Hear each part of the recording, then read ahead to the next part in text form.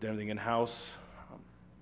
We're fairly knowledgeable on the subject, and we're just trying to implement the legislation as it's written, not getting a twist or a turn or trying to find a loophole. So there were two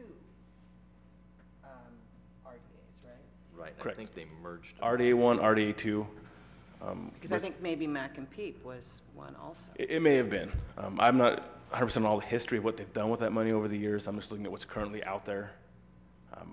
When 1484, ABX 26 was the initial legislation saying to dissolve the RDAs. ABX 27 was the, I heard Sheriff mention earlier, was the legislation that allowed you to pay the ransom and stay active. ABX 27 was shot down in January. ABX 26 was upheld. End of June last year, Senate Bill 1484 came out, which changed the whole game. With what I do as far as my certification, what I'm responsible for, the so to speak, the teeth that I have to go in there and pull numbers, changed everything how it works. But there are two RDAs, RDA 1, RDA 2, but in essence of paying back the outstanding bills, outstanding payment schedules, they're all lumped together. The money's all lumped together into one lump sum, which we track and we disperse into the RPTTF fund. Those two amounts, we know which one comes from where. But do you know where the money's coming from going into the RDA? I mean, the repayment, do you know the loans that are this just the two loans? Like I said yesterday, I read it this morning, received the agenda for the meeting tomorrow, and it listed 2 loans. So what about City Hall and the police station and? By reading what I was given, I would assume they're paid off. Unless they just didn't put that in the report, which I would assume they would if it was still active. And again, some of the legislation changed, like that allowed them to keep buildings that they purchased for the purpose of housing, like the Housing Authority building. Correct, and it gets convoluted. They have a large sum of money in their low moderate income housing fund, close to $1 million, and that money is supposed to be dispersed to taxing entities, which is the city, the county, the schools, the harbor. Anybody affected will get a chunk of that money that was unused. However, they built into 1484 that any loan payments come from RDAs, so in this case, the water fund loan. So they're going to take that unencumbered funds from the low-income housing fund, disperse those, take 20% of any other loan payments, in this case, the water fund loan, divert those back to the housing fund for them to use for low-moderate income housing funds in the future.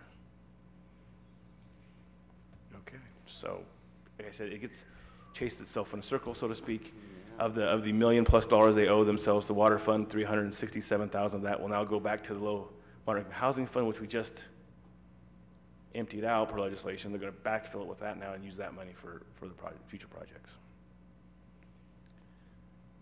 Okay, any other questions? That's pretty clear. Any other questions for County Auditor? Okay. Good luck. Thanks, Clint. Yep. Keep us updated. Well, thanks for the verbal update. Hey, let the hate mail begin. Yeah. Okay. So right at this point, we're going to go to number 20, the last item on the agenda. Consider miscellaneous legislative and budget matters pertinent to the County of Del Norte. Authorize the chair to sign and send appropriate letters with respect to matters pending before the state or federal governments. Jay. On the legislative end, I think that was touched on at the beginning of the meeting by a couple of supervisors. We are currently waiting for any emails that come in that reflect any gut and amends at the last minute that we have until, we don't, but the legislature has until Friday, I think at midnight, to pass any additional legislation. And I did get notice this morning, and then at noontime, the governor had a press conference on pension reform.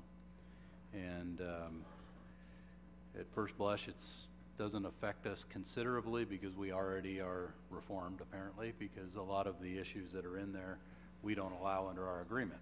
But there are a couple of other things that we'll look into to see how that might affect us. There's some salary capping. Obviously, spiking is not allowed here already. We know that. There's some wording in there regarding future payment of pensions at a 50-50 between employers and employees, and it looks like there's a 5-year term for enacting that. And so we'll be looking at all of that as soon as we can get some of our budget stuff tidied up. But it looks like they have an agreement. We'll see what happens when it gets to the final steps. Of, you know, this is a very touchy subject for the parties, and especially the governor at this point, because this is one of his biggest items that he has put on the table and not addressed at this point. And so it looks like they've come to some agreement. Regarding the budget, our two biggest issues have been the sheriff's office and jail and our health fund. On September 11th, we will bring forward the plan drafted by the sheriff that would address a considerable amount of the additional costs within that department. We will bring a recommendation before the board on the 11th in case there's any questions by the board, or we need to bring it back again on the 28th or 25th, I believe it is, which is the last day for the final, unless we extend it on a couple of days outside of the normal hearing date. The health fund is our last item that we will be addressing this week. In general terms, we are very close to having a balanced general fund, and the health fund is of issue, and we are taking steps to address that through our broker, who is not yet under contract, that you'll see probably on the 11th for a request to put them under contract, but we're looking at some savings immediately through administrative steps. So that's where we are right now. So there will be actions on the 11th that will be requested of the board. And then again, we will have our final budget. We'll ask that the hearings be open on the 11th, close on the 25th, and then we will have a final budget for you that day for adoption. Wow. Well, I know you guys have been putting a lot of work into that budget, and it's an ongoing task. So hopefully you got good news for us on September 11th. Though. Well, I do appreciate the help from the entire budget team. You know, we have one personnel director who is sitting over here being the clerk of the board today, and he puts together all of the information regarding salaries and benefits. The auditor controller is on the budget team and brings us all of the numbers, and then Neil Lopez is probably sitting up there right now working on it as we speak. From our standpoint, he's our lead on the budget. Knowing all the funds from being the assistant auditor, that helps out considerably. But and the RAC too. And yeah, and you know, the issues that are out there this year, there have been some positives at the end of the year that have helped out.